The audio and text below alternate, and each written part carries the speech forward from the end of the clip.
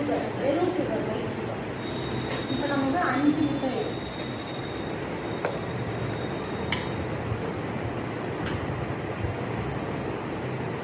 Egg வந்து ரொம்ப சின்னமாக இல்லாமல் ரொம்ப பெருசாக வேணும், மீடியம் சைஸ்.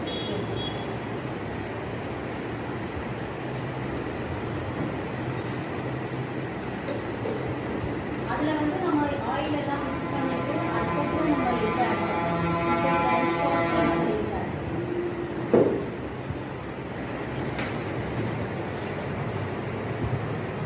போடுற மாதிரி இருக்கும். அதனால தான் எக்கு சேர்க்கும் போது எப்பவுமே 1/1 நீங்கள் ஆட் பண்ணுங்க. இப்போ நான் 3 முட்டை ஊற்றிட்டேன். இப்போ 4வது முட்டை கெட்டு போச்சுன்னா நான் இதை மட்டும் ஊற்றிடுவோம். 3 முட்டை நெக்ஸ்ட் 2 முட்டை ஆட் எப்பவுமே நீங்கள் இந்த மாதிரி ஆட் பண்ணிங்கன்னா வேஸ்ட் ஆகாது. ஏன்னா இன்னொன்று இதில் ஓகே நம்ம வெறும் ஃபஸ்ட்டு எக்கு தான் ஆட் பண்ணுவோம். ப்ரௌனியில் வந்து oil, butter, brown sugar, white sugar எல்லாமே ஆட் பண்ணுறோம். எல்லாமே போட்டு முடிச்சிட்ட பிறகு நீங்கள் அப்படியே போயிட்டு ஒரு முட்டையை உடச்சி ஊற்றி கெட்டு போச்சுன்னா எல்லா இன்க்ரீடியன்ஸும் நீங்கள் தூக்கி போடுற மாதிரி தான். அதனால எக் வந்து எப்பவுமே உடச்சிட்டு பார்த்துட்டு அதுக்கப்புறம் நீங்கள் அதில் ஆட் பண்ணுங்க.